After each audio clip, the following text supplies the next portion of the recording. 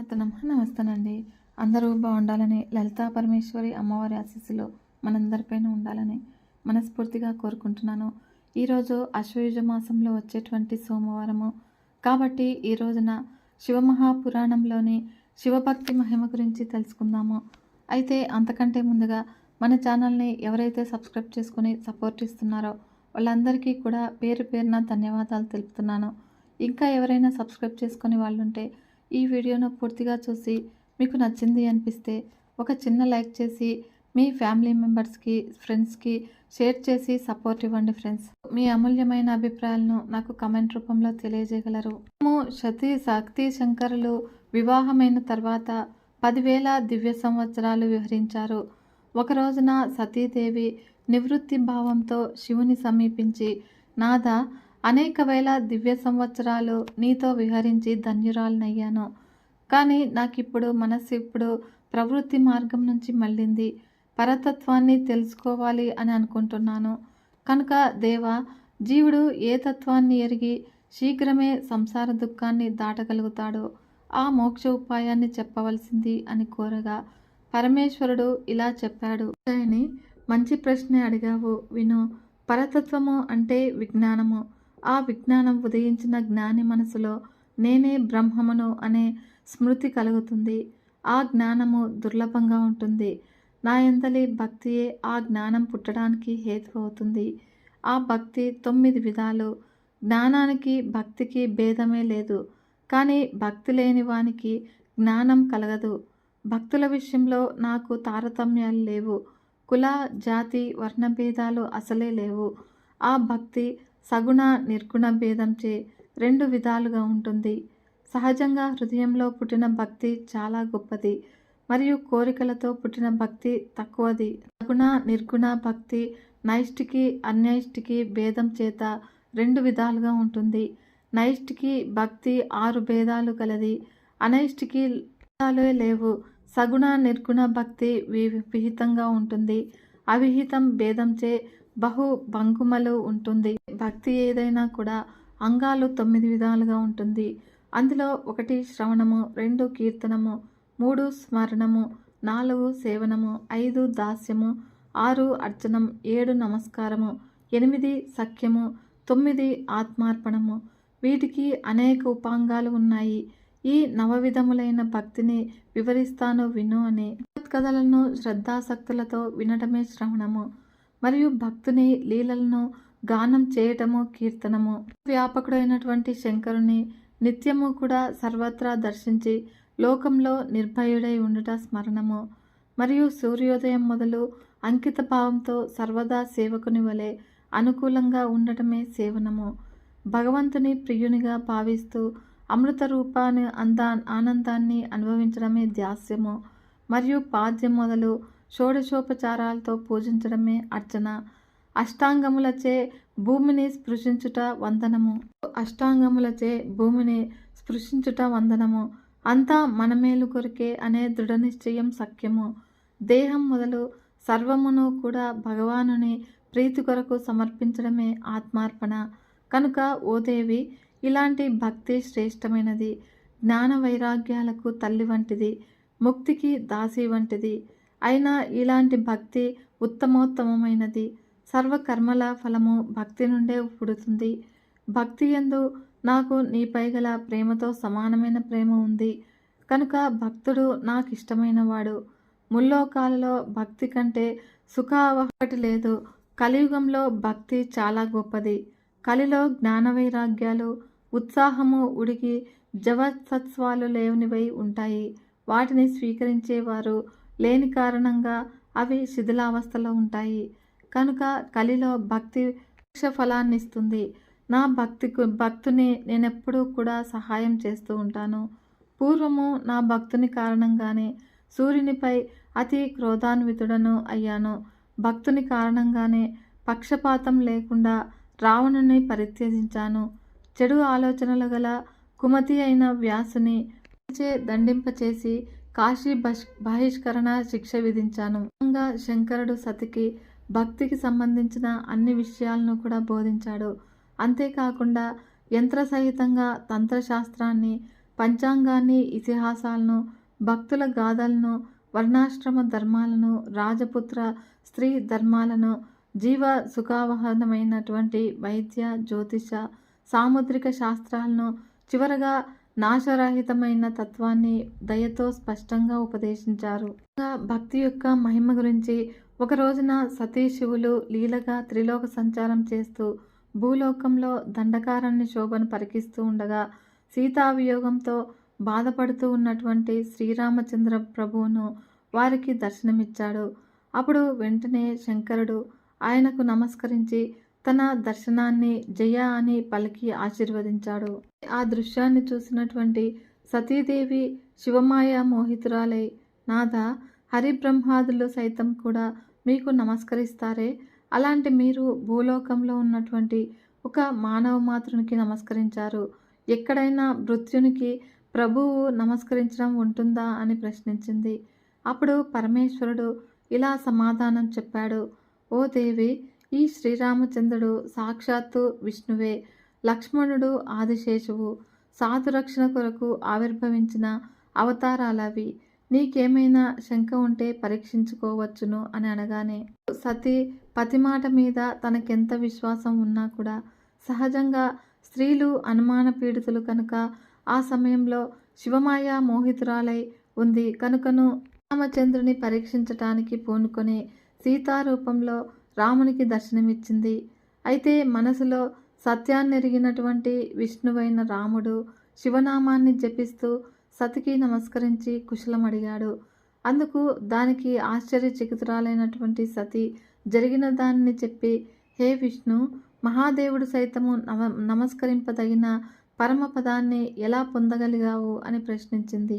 శ్రీరాముడు సాక్షాత్తు విష్ణువే కనుక తన పూర్వగాథను సతికి ఇలా చెప్పసాగాడు.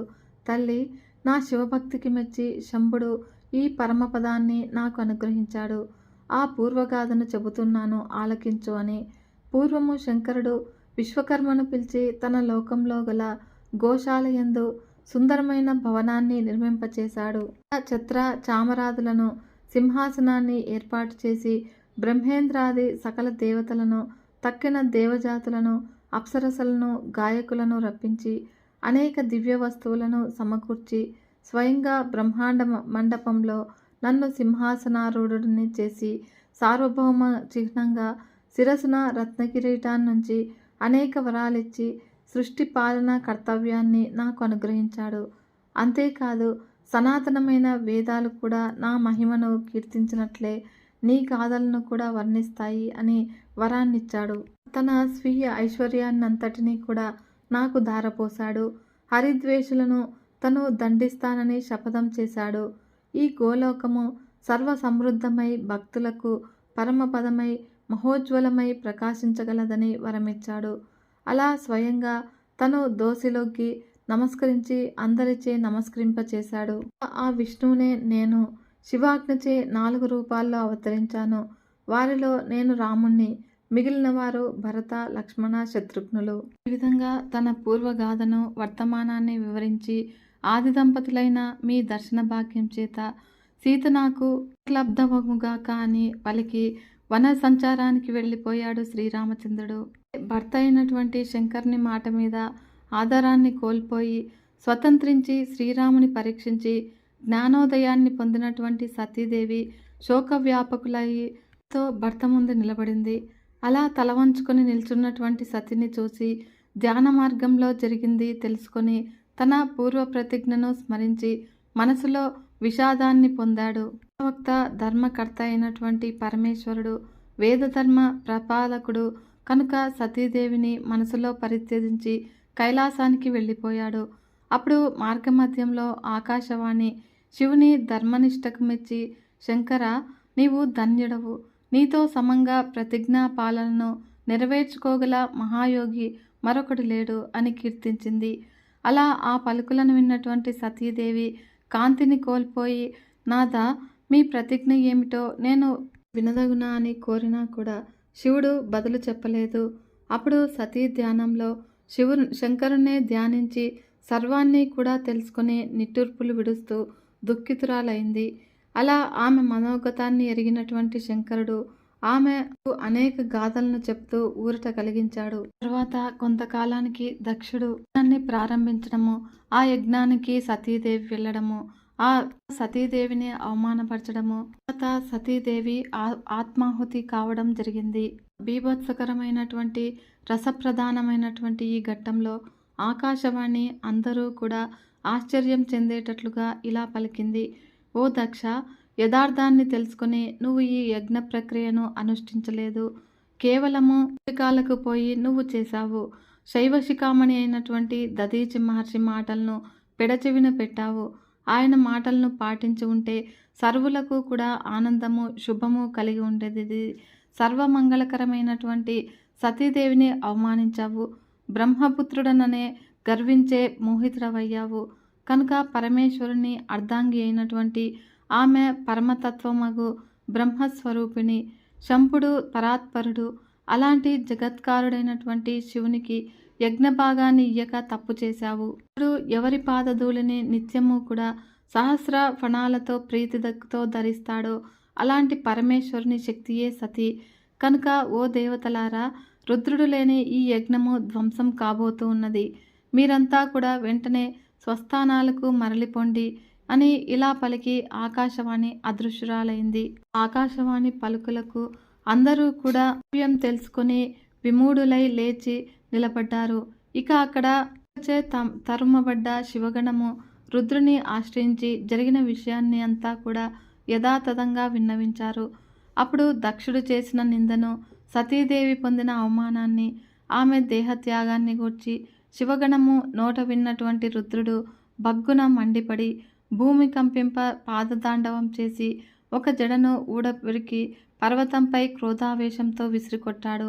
ఆ జడ 2 ముక్కలై అందులో నుంచి ప్రళయకాల మహాభైరవ రావం పుట్టింది. పూర్వభాగం నుండి మహాభీముడు, గణాగ్రణి అయినటువంటి వీరభద్రుడు జన్మించాడు.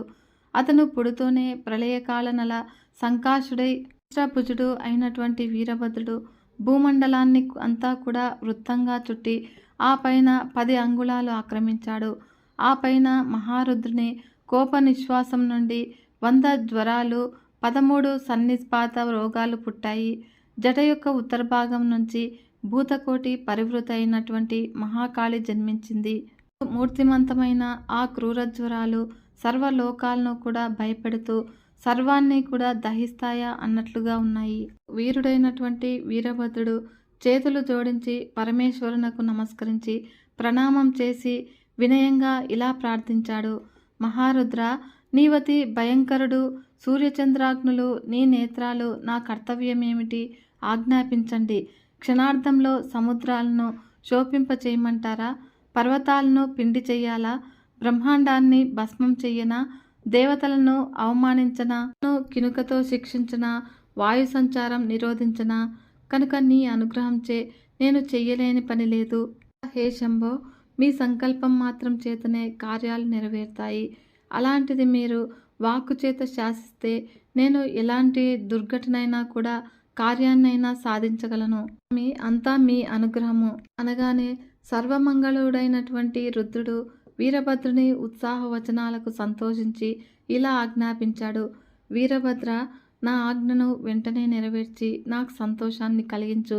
విను, కలుడు మహాగర్వి మూర్ఖుడు అయినటువంటి దక్షుడు యాగం చేస్తూ ఉన్నాడు. యాగాన్ని యజ్ఞ పరికరాలను భస్మం చెయ్యి. అంతేకాదు దేవ గంధర్వ యక్షులను ఇంకా అక్కడున్న వారిని భస్మం చెయ్యి. అక్కడ విష్ణువు, బ్రహ్మ, యముడు కూడా ఉన్నారు. వారిని పడగొట్టు. దధీచి మహర్షి మాటలను ఉల్లంఘించి ఎవరైతే అక్కడున్నారో వారందరినీ కూడా భస్మం చెయ్యి. నానాకర్షణ మంత్రాలతో వారందరినీ కూడా ఒకే చోటుకు చేర్చి అగ్ని జ్వాలలతో దహించు. వీర, దక్షుడు మొదలగు వారినందరినీ కూడా వారి భార్యలను, బంధువులను అవలీలగా భస్మం చేసి జలాలలో కలిపి పానం చెయ్యి. యజ్ఞంలో వేద విధులు పరిరక్షించే ఋత్విక్కులను కూడా వదలకు అనగానే మహేశ్వరుని వచనాన్ని ఆదరంతో విని ఆయనకు ప్రణామం చేసి శివుని శాసనాన్ని శిరస్సున ధరించి యజ్ఞస్థానానికి బయలుదేరాడు వీరభద్రుడు. ఆయనకు తోడుగా శోభార్థము అరివీర భయంకరులు, ప్రళయాగ్ని సదృశులు అయినటువంటి కోట్లాది గణాలను వెంట పంపించాడు శంభుడు. ఆ గణాలు వీరభద్రుని వెనుక నడుచుకుంటూ వెళ్ళాయి. కాలకాలులైనటువంటి వారితో కూడా వేషభూషణుడు, సహస్రభుజుడు, నాగాభరణ శోభితుడు అయినటువంటి వీరభద్రుడు ప్రబలాతి వీరుడైనటువంటి రథస్థుడై బయలుదేరాడు. రథం 10,000 చేతుల ప్రమాణము కలది. 10,000 సింహాలు లాగుతూ ఉన్నాయి. ఇంకా అనేక సింహ, శార్దూల, మకర, మహామీన, గజాదులు పార్శ్వ రక్షక దళాలుగా నడుస్తూ ఉన్నాయి. కాళీ, కాత్యాయని, ఈశాని, చాముండ, ముండ, మర్దిని, భద్రకాళి, భద్ర, వైష్ణవి ఈ నవదుర్గలతో కూడి మహాకాళి భూతగణ సేవితయ్యై దక్ష సంహారానికై బయలుదేరింది. వారితో పాటుగా శాకిని, డాకిని, ప్రమదగణాలు, యక్షులు, కూష్మాండులు, పర్పటులు, చటకులు అది బ్రహ్మరాక్షసులు కూడా తరలి వెళ్లారు. వీరులైనటువంటి భైరవులు, క్షేత్రపాలకులు శివాజ్ఞచే నడిచారు. యోగిని సమూహం 64 గణాలతో కదిలింది. ఆ గణాధ్యక్షులు ఎవరనగా శంకుకర్ణుడు, కేకరాక్షసుడు, వికృతుడు, విశాఖుడు, పారియాత్రికుడు, సర్వాంకకుడు, కేశుడు, సమదుడు, దుద్రడుపుడు, కాళేశుడు, సర్వాంకుడు, కోటికుండు వీరందరూ కూడా వివిధ సంఖ్యాగణాలతో బయలుదేరారు. వీరే కాకుండా సంనాథుడు, పిప్పలుడు, తాపనుడు, మహావేశుడు, కుండి, పర్వతకుడు, కాలుడు, కాలకుడు, మహాకాలుడు అందరూ కూడా కంటి చూపుతో మంటలు రేపే భయంకరాకారులు కోట్ల సంఖ్య గణాలతో దక్షయజ్ఞ ధ్వంసానికై వెంట నడిచారు. వీరందరూ అసంఖ్యాక గణాలతో అట్టహాసంగా వీరభద్రుని అనుసరించారు. ఇంకా శివాజ్ఞచే తరలి వెళ్ళినటువంటి వారెవరు వరుసగా పుంగవుడు, పూర్ణభద్రుడు, తాళకేతువు, మరియు సహస్రకుడు వీరంతా కూడా ఉత్సాహంతో ముందుకు కదిలారు. దేవదేవునికి ఇష్టలైనటువంటి తండువు, భృంగి, రిటి ఇత్యాదులు కూడా ఆడుతూ పాడుతూ గెంతుతూ సంతోషంతో నడిచారు. వీరుడైన వీరేశుడు శివాజ్ఞచే 1120 కోట్ల గణాలతో 1000 కోట్ల భూతాలతో రోమముల నుండి పుట్టిన 3 కోట్ల కుక్కలతో అతి సంరంభంతో కదిలాడు. శూల, ముద్గర, గద, పరశు, ముసలాది ఆయుధాలను ధరించి శంఖ, పటహ, భేరి, కాహళ, శృంగనాదాది వాద్యధ్వనులు చేస్తూ ఉండగా మనము వీరభద్రుని వెంట కదిలింది. వీరభద్రుడు అతిశయంతో జైత్రయాత్ర సంరంభుడై బయలుదేరగా ఇక్కడ యజ్ఞశాలలో దక్షిణకు మరియు ఇతర దేవతలకు అనేక దుశ్శకునాలు తోచాయి. 3 విధాల అంటే ఆధ్యాత్మిక, ఆది భౌతిక, ఆది దైవిక తాలు కానవచ్చాయి. అప్పుడు దక్షిణ ఎడమ కన్ను, చేయి, తొడ అదిరాయి. అది అశుభక సూచకము. భూమి కంపించింది. అప్పుడు మధ్యాహ్న వేళ నక్షత్రాలు కనిపించాయి. దిక్కులన్నీ కూడా ధూళీకృతమయ్యాయి. సూర్యుడు అనేక రంగులలో అనేక పరివేశ మండలాలతో వింతగాను భయంకరంగాను తోచాడు. విద్యుత్ కాంతులను విరజిమ్ముతూ నక్షత్రాలు నేలకు ఒరిగాయి. యాగశాల ప్రాంగణంలో నక్కలు ఊరలు పెట్టాయి. అడవి పందులు వికృత ధ్వనులు చేశాయి. తెల్లని తేళ్లు పుట్టాయి. ఉల్కలు వర్షించాయి. ధూళి వర్షాన్ని కురిపిస్తూ తీవ్రంగా గాలులు వీచాయి. సుడిగాలులచే సర్వము కూడా కంపించింది. యజ్ఞశాల అంతా కూడా పైగెగిసింది. మిడతల దండు ఆ ప్రాంతాన్నంతా కూడా కప్పేసింది. దక్షాదులు రక్తాన్ని కొన్నారు. వారందరూ కూడా గాలిలోని దీపంలాగా వణికిపోతూ ఉన్నాడు. శస్త్రాధారాలతో హతులై ఏమో అన్నట్లుగా రోధిస్తూ ఉన్నాడు. రక్తము వర్షంగా కురిసింది. దిక్కులన్నీ కూడా అంధకాసుర బంధమయ్యాయి. నదీ తీరంలోని చెట్ల వలె అందరూ కూడా నేల కొరిగారు. కర్రల దెబ్బలు తిన్న క్రూర సర్పాల వలె చైతన్య రహితులై పడి ఉన్నారు. కొందరు బంతుల్లాగా పైకెగిరారు.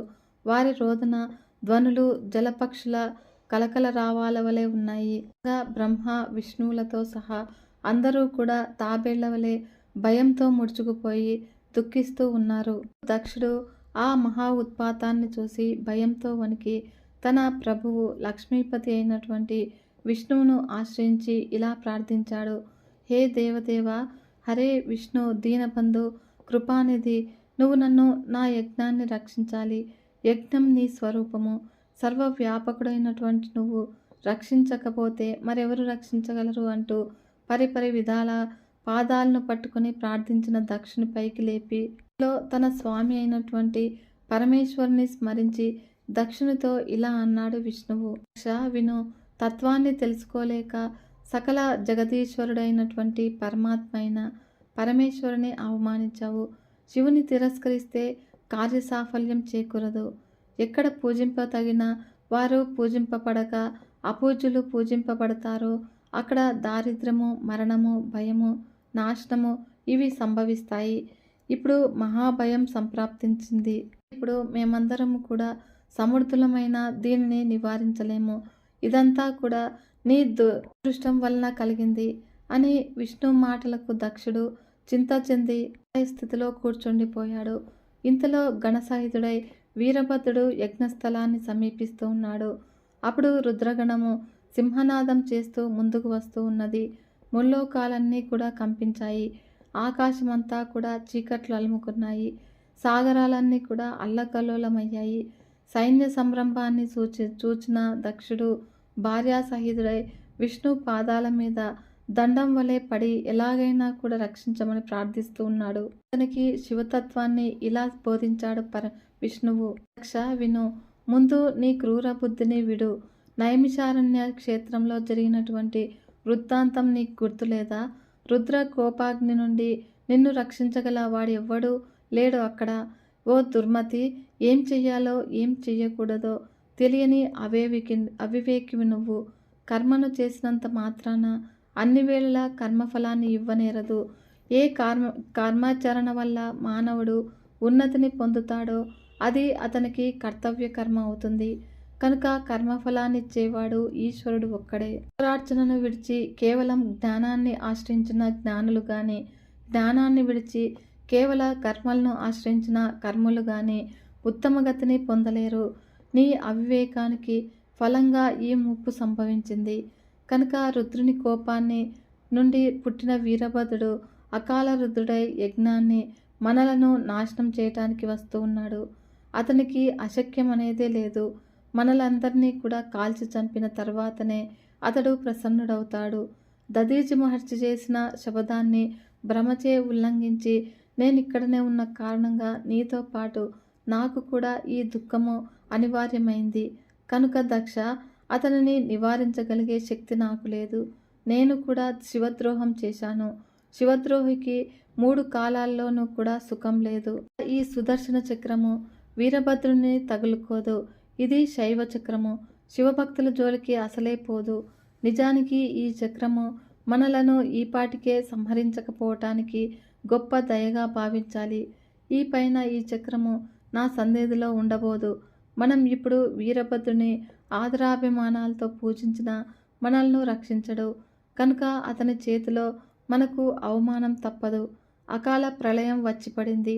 కనుక మనందరము కూడా వినాశం యొక్క ముంగిట్లో ఉన్నాము. ముల్లోకాల్లోనూ మనకు శరణుజొచ్చే వాడే లేడు. శివద్రోహికి రక్షణ ఇచ్చేవాడు లేడు. దదీచి మరియు సతీదేవి అనంతరము నే వెంట నిష్క్రమిద్దాము అని అనుకున్నాను. నీ చెడు సవాహసమే పాపం వల్ల వెళ్ళలేకపోయాను.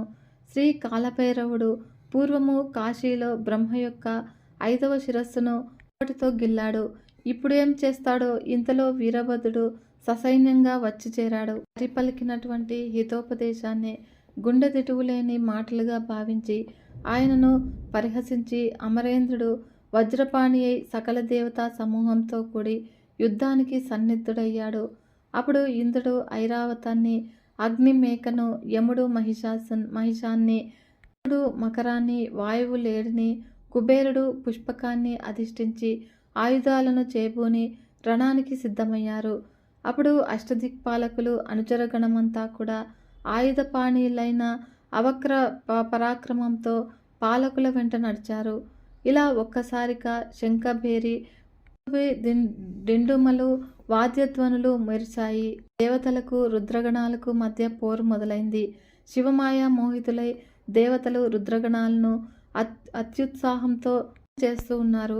బల్లాలతో, బాణాలతో, ఖడ్గ పరశు తోమరాలతో, నానావిధ ఆయుధాలతో చేతులు నరికి శిరస్సులపై పొట్టల్లో పొడిచి మెడలు నమిలి విడిచి కనుగుడ్లు పీకి పేగులు తెంచి దారులను వర్షింపచేసి శివగణాలను యుద్ధ పలాయతులను చేశారు. దేవతల ఈ ప్రథమ విజయానికి కారణము భృగు మహర్షి యొక్క మంత్రబలము. ఆయన దీక్షితుడైనటువంటి దక్షిని సంతుష్టుని చేయటానికి మంత్రోచ్చాటన చేశాడు. గణాలు వెనుదిరిగి రావటాన్ని చూసినటువంటి వీరభద్రుడు తోక తొక్కిన చుక్క వంటి తన చేతిని ఊపుతూ వచనాలను పలుకుతూ మహాత్రిశూలాన్ని ధరించి పశువుల కాపరి మందను మళ్లించినట్లుగా గణాలను తిరగొట్టేశాడు. గణాలు దేవతలను కత్తులతో నరికి, ఇనుప కళ్ళతో పొడిచి, గండ్రగొడ్డళ్లతో వేటాడి, రంపాలతో కోసి, తో పేగుల్లాగి మహాబీభత్సంగా సంహరించడం మొదలుపెట్టారు. ఆ యుద్ధం చేస్తున్నప్పుడు దేవతలంతా కూడా భయపడి అక్కడి నుంచి పారిపోయారు. వారిలో వారు సంప్రదించుకొని బుద్ధిమంతుడైన బృహస్పతిని చేరి యుద్ధంలో సిద్ధిని పొందే ఉపాయాన్ని చెప్పి ముప్పు తొలగించమని బతిమలాడారు. అంతటా దేవగురువు కరుణాన్వితుడై చిత్తంతో శివుని స్మరించి ఇంద్రునితో ఇలా అన్నాడు: పూర్వము విష్ణువు చెప్పినదంతా ఇప్పుడు ప్రత్యక్షంగా జరుగుతోంది. ఓ అమరేంద్ర, నేను చెప్పేది విను. కర్మలన్నింటికీ కూడా ఫలాన్నిచ్చేది ఈశ్వరుడొక్కడే ఉన్నాడు. ఆయన కూడా కర్మఫలాన్ని కర్త యొక్క కర్మను అనుసరించే ఇస్తాడు గాని కర్మ లేని సందర్భంలో ఫలాన్ని ఇయ్యడు. కనుక ఈ కర్మ యొక్క పోకడను గొప్పది. సర్వ పంత్రాలు, ఔషధులు, అభిచార కర్మలు, శ్రౌత స్మార్త కర్మలు, పూర్వోత్తర మీమాంసాది తదితర శాస్త్రాలు, వేదాలు, మంత్ర తంత్ర జప ధ్యానాదులు ఇవేవి కూడా ఆ ఈశ్వరునికి సాక్షాత్కరింప చేయలేవని పూర్వర్షులు చెప్పారు. వేదాలను 10,000 సార్లు పారాయణ చేసినా కూడా జీవునికి ఈశ్వర దర్శనం లభించదు. నీవే తప్ప మరొక గతి లేదు అని శరణాగతులైన భక్తులకు ఆయన దర్శనమిస్తాడు. ఇది వేదవచనము. సదాశివుని అనుగ్రహం చేత మాత్రమే శాంతము, శ్రేష్టము, నిర్వికారము అయిన దృష్టి లభిస్తుంది. ఆ దృష్టి చేతనే ఆయన తెలపబడతాడు. ఇంద్ర, నువ్వు మాయామోహితుడవై అజ్ఞానంతో లోకపారులతో కలిసి జ్ఞానానికి వచ్చావు. ఇక్కడ ఏమి విక్రమాన్ని చూపుతావు? ఈ రుద్రగణాలు అధర్వ విధ్వంసానికై వచ్చారు. ఆ పని చేసి వెళతారు. దీన్ని తప్పించే ఉపాయమే లేదు. ఇది ముమ్మాటికి సత్యము. దిక్పాలకులంతా కూడా కర్తవ్యం తెలియక పడుతూ ఉన్నారు. సమయంలో వీరభద్రుడు తన రచనల్లో శివుని స్మరించి దిక్పాలకులతో వ్యంగ్యంగా ఇలా అన్నాడు: ఓ దిక్పాలకులారా, ఏం తిందామని వచ్చారు ఇక్కడికి? యజ్ఞభాగాలన? నా వద్దకు రండి. మీ భాగాలను సమంగా పంచుతాను. ఓ శుక్ర, ఓ అగ్ని, ఓ సూర్య, ఓ ఇంద్ర, ఓ కుబేర, వరుణ, యమ, ఓ ఈ శేష, ఓ దేవతలారా, ఓ రాక్షసులారా, ఓ విద్వాంసులారా, మీరంతా కూడా ఇలా రండి. మీకు తృప్తి కలిగేటంతగా ఆవిర్భాగాలను ఇస్తాను. మీరు దుష్టులతో అగ్రగణ్యులు, రుద్రుడు లేని యజ్ఞానికి భద్రంగా తిరిగి వెళదామనే వచ్చారా? వెటకారపు మాట్లాడి వీరభద్రుడు ఇంద్రునితో సహా అందరినీ కూడా బాదాడు. అప్పుడు వారందరూ కూడా పారిపోగా యజ్ఞశాల సమీపానికి వచ్చాడు. అక్కడి ఋషులు అతన్ని చూసి భయపడి విష్ణువును సమీపించి రక్షించమని వేడుకున్నారు. అప్పుడు ఋషుల ప్రార్థనను ఆలకించి సర్వము తెలిసిన వాడైన హరి స్థితిపాలకత్వ కర్తవ్యాన్ని నిర్వహించని రోజుడై ఆయుధాలతో నిలిచాడు. అయితే విష్ణువును చూడగానే వీరభద్రుడికి పాపిని చూసిన యముని వలె, గజేంద్రుని చూసిన కేసరి వలె కనుబొమలు పడ్డాయి. వెంటనే ఇలా అన్నాడు: ఓ హరి, ఈనాడు మహాదేవుని శబదాన్ని ఎలా ఉల్లంఘించగలిగావు?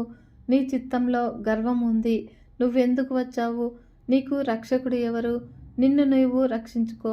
లేని వాడవు యజ్ఞానికి రక్షకుడివి ఎలా అవుతావు? దాక్షాయిని ఏమి చేసిందో చూడలేదా? దదీచి మహర్షి హితాన్ని నువ్వు వినలేదా? నీకు తాను యజ్ఞభాగాన్ని.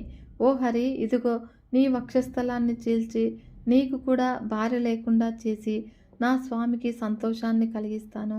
నిన్ను దగ్ధుణ్ణి చేస్తాను. నువ్వు శివద్రోహివి. వీరభద్రుడు పలగ్గా బుద్ధిశాలైనటువంటి విష్ణువు వీరభద్రుని రోషవాక్కులను విని నవ్వుతూ ప్రీతితో ఇలా అన్నాడు: ఓ వీరభద్ర, శంకర సేవకుడువైన నీవు నేను శివద్రోహి అని అనకు. ఈ దక్షుడు నా భక్తుడు. అనేక సార్లు యజ్ఞానికి రమ్మని పిలిచాడు. నేను భక్త పరాధీనుడను. అది నా వ్రతము. అందుకనే వచ్చాను. శంకరుడు కూడా భక్త శంకరుడు కదా. వీరభద్ర, ఇక జగడమంటావా? నువ్వు నన్ను నివారించు, నేను నిన్ను అడ్డుకుంటాను. ఏం జరగాలో అదే జరుగుతుంది. నా పరాక్రమాన్ని చూపుతాను. గోవిందుని పలుకులకు మహాభుజుడైనటువంటి వీరభద్రుడు సంతోషించి వినయంతో నారాయణునకు నమస్కరించి ఇలా అన్నాడు. మహాప్రభో, నా స్వామి అయిన రుద్రునకు ప్రియుడమైన పని తెలిసి చాలా ప్రీతుడనయ్యాను. నాకు శివుడు ఎట్లో మీరు కూడా అలాగే, ఎలాగో శివుడు కూడా అలానే. వేదాలు మీ ఇరువురి విషయంలోనూ కూడా అలాగే మాట్లాడుతూ ఉన్నాయి. మేమందరము కూడా రుద్రసేవకులము. హే లక్ష్మీ వల్లభ, ఇప్పుడు ఇక్కడ నడుస్తూ ఉన్నటువంటి ఘర్షణకు అనుకూలంగా మాత్రమే మాట్లాడాను. నా యందు దయ చూపండి. వీరభద్రుని మాటలకు విష్ణువు నవ్వి, నువ్వు వేడి యుద్ధం చెయ్యి. నీ అస్త్రపాతం చే నా శరీరం నిండిన తర్వాతే నుంచి కదులుతాను అని నిశ్చయంగా పలికాడు. ఇద్దరూ కూడా తమ గణాలతో యుద్ధ సన్నద్ధులయ్యారు. మహాబలుడైనటువంటి వీరభద్రుడు శంకరుని స్మరించి రథాన్ని అధిరోహించి అస్త్రాలను ధరించి సింహనాదం చేశాడు. విష్ణువు కూడా పాంచజన్యాన్ని పూరించాడు. ఆ శంఖారావాన్ని విని ఇంతకుముందు పారిపోయినటువంటి దేవతలు కూడా వచ్చి చేరారు. అప్పుడు దిక్పాలకులంతా కూడా వారి వారి గణాలతో వచ్చి వీరభద్రునితో యుద్ధానికి తలపడ్డారు. ఇలా రెండు గణాల మధ్య భయావహమైన ద్వంద్వ యుద్ధం జరిగింది. ఇంద్రుడు నందిని ఢీకొని పంచుల కత్తితో కొట్టాడు. అప్పుడు నంది ఇంద్రుని త్రిశూలంతో వక్షస్థలంపై పొడిచారు. అగ్ని, విష్ణుగణాలు, కుబేరుడు, బలశాలి అయినటువంటి కూష్మాండ పతితో యుద్ధానికి దిగారు. శివగణ శ్రేష్ఠుడైనటువంటి వీరేశ్వరుడు యమునితో దిగాడు. చంద్రుడు పూతికి ఎదురు వెళ్లి ఢీకొని అస్త్రాలతో కొట్టి హింసించి పరిహాసం చేశాడు. వరుణితోనూ భృంగి వాయువుతోనూ ఇలా ఉభయపక్షాల వీరులు ద్వంద్వయుద్ధం చేశారు. యోగిని గణసహితుడైనటువంటి భైరవీ నాయకుడు దేవతలందరినీ కూడా చీల్చి నెత్తురు త్రాగాడు. క్షేత్రపాలకుడు ఇంకా కొంతమంది గణనాయకులు నిర్జరులను నిలువరించి గుండెకు గాయం పెట్టి నెత్తురు త్రాగి వీరనాట్యం చేశారు. అంతటా హరి తన వారి దైన్యాన్ని చూసి దిగులు చెంది తేరుకొని చక్రాన్ని ఉపయోగించాడు. దిక్కులను మండిస్తూ వస్తున్నటువంటి చక్రాన్ని చూసి క్షేత్రపాలకుడు ఎదురేగి నోరు తెరిచి చెక్కిలంలాగా మింగేశాడు. ఆపై తిరిగి కక్కేశాడు. ఆ సుదర్శన చక్రం తిరిగి విష్ణువును ఆశ్రయించింది. హరి వీరభద్రుల మధ్య యుద్ధము రోమహర్షణంగా సాగింది. దేవుడైనటువంటి విష్ణువు యొక్క యోగబలం చేత హరి సదృశులైన విష్ణుగణము అసంఖ్యాకంగా పుట్టి వీరభద్రుని ఎదుర్కొన్నారు. అప్పుడు వీరభద్రుడు శివుని స్మరించి వారందరినీ కూడా నిశ్శేషంగా భస్మం చేశాడు. చేసి త్రిశూలంతో హరి వక్షస్థలంపై లీలగా పొడిచాడు. శూలఘాతానికి గాయపడి వెంటనే స్పృహను కోల్పోయి లీలామానుష విగ్రహుడైనటువంటి విష్ణువు తన ప్రియురాలి అంకతలాన్ని ఆశ్రయించి సేద తీర్చుకున్నాడో అన్నట్లుగా మీద కొరికి తిరిగి లేచి యుద్ధ సన్నద్ధుడయ్యాడు. అలా లేచి చక్ర ప్రవాహానికి సిద్ధపడుతూ ఉన్నటువంటి హరిని చూసి చక్రాన్ని, విష్ణువును కూడా స్తంభింపచేశాడు వీరభద్రుడు. వీరభద్రుని చేతిలో తను పొందిన అవమానానికి సిగ్గుపడి క్రోధుడై తన షార్గాయుధమనే ధనువును, బాణాలను చేతపట్టాడు. ఇంకా బాణప్రయోగం చేయకుండానే వీరభద్రుడు 3 బాణాలతో కొట్టగా ఆ ధనస్సు 3 ముక్కలైంది. అప్పుడు వాణి బ్రహ్మలు హెచ్చరించగా వీరభద్రుని పరాక్రమము సహింపరాదని తెలుసుకొని విష్ణువు అంతర్ధానమయ్యాడు. విష్ణువు వెంట ఇతర దేవతలంతా కూడా వారి వారి స్థానాలకు చేరుకున్నారు. పితామహుడు కూడా పుత్రశోకంతో బాధపడుతూ సత్యలోకానికి వెళ్ళి తదనంతరము కర్తవ్యాన్ని గురించి ఆలోచించసాగాడు. అలా వారిద్దరూ కూడా యజ్ఞభూమిని విడిచి వెళ్ళగానే మిగిలిన దేవతలను, యజ్ఞమే జీవనాధారంగా గల మునులను రుద్రగణాలు జయించాయి. యజ్ఞపురుషుడు మహాభీతుడై మృగరూపంతో ఆకాశం వైపునకు పరిగెత్తగా ఆ పురుషుని తల నరికాడు వీరభద్రుడు. స్వామికి జరిగినటువంటి అవమానాన్ని, సతీదేవి దేహత్యాగాన్ని మాటిమాటికి గుర్తు తెచ్చుకొని మనసు దహించుకుపోగా వీరుడైనటువంటి వీరభద్రుడు తో ధర్మ కశ్యప ప్రజాపతులను, బహుపుత్రుడైనటువంటి అరినేమిని, అంగీరసుని, కశ్యపుని, దత్తమహర్షిని పట్టుకొని శిరస్సుపై పాదంతో తన్నాడు. దేవమాత అయినటువంటి సరస్వతి ముక్కు కొనను కొనగోటితో గిల్లాడు. పగబట్టిన తాచుపాము వలె భగవంతుడు దేవతలను మహర్షులను అనేక విధాలుగా హింసించి కూడా శాంతించలేదు. ఇంకా ఎవరైనా కూడా ఎక్కడికైనా దాగి ఉన్నారేమో అని పరికించాడు. మణిబద్ధుడు భృగు మహర్షిని నేలపై పడేసి గుండెలపై కాయతో తొక్కిపెట్టి గడ్డాన్ని మీసాన్ని పెరికివేశాడు. దక్షుడు శివుని నిందించిన సమయంలో పళ్ళు కనబడేటట్లుగా నవ్వి యొక్క దంతాలను చుండు పీకివేశాడు. అలాగే కనుసైగలతో ప్రోత్సహించినటువంటి నేలపై దొర్లించి నేత్రాలను పెకిలించి వేశాడు నంది. ఆ యజ్ఞశాలలో ఉపవిష్టులై ఉన్నటువంటి స్వాహ స్వధ దక్షిణ అనే దేవతలను మంత్రతంత్రాధిష్టాన దేవతలను ఇతరులను అనేక దురవస్థలకు గురి చేశారు. అగ్నివేదిక యందు ఇసుక పోశారు. అక్కడ భయం చేత దాక్కొని ఉన్నటువంటి బ్రహ్మపుత్రుడైనటువంటి దక్షుని రుద్రగణాలు వెతికి పట్టుకొని బలవంతంగా బయటకు లాగి వీరభద్రుని ముందు నిలబెట్టారు. అప్పుడు వీరభద్రుడు కోపంతో చెక్కిళ్ళు పట్టుకొని ఖడ్గంతో తల నరకబోకపోగా దక్షుని యోగమహిమ వల్ల సాధ్యం కాలేదు. శస్త్రాస్త్రాలతో ఆ తలను నరుకుట అసంభవాన్ని తెలుసుకొని గుండెపై 2 కాళ్లతో నిలబడి చేతితో తల పట్టుకొని మెలిమెట్టి తెంపేసి అగ్నిహోత్రంలో పారేశాడు. చీకట్లను పారద్రోలిన సూర్యుని వలె శత్రు నిర్మూలనం చేసి కార్యాన్ని పూర్తి చేసుకుని శూలాపాణి అయి పరమేశ్వరుని ఎదుట నిల్చున్నారు. అప్పుడు మహాదేవుడు ప్రసన్నుడై వీరభద్రుని సర్వగణ అధ్యక్షుణ్ణి చేశాడు. కదా ఫ్రెండ్స్, శివభక్తి మహిమ గురించి మరియు వీరభద్రుని ఆవిర్భావం గురించి తెలుసుకున్నారు కదా. ఈ వీడియో మీకు నచ్చినట్లయితే ఒక చిన్న లైక్ చేసి మన ఛానల్ని ఇంతవరకు సబ్స్క్రైబ్ చేసుకోకుంటే సబ్స్క్రైబ్ చేసుకొని సపోర్ట్ ఇవ్వండి ఫ్రెండ్స్. మరొక మంచి వీడియోతో మేము ముందుకు వస్తాను. అంతవరకు సెలవు. నమస్కారం.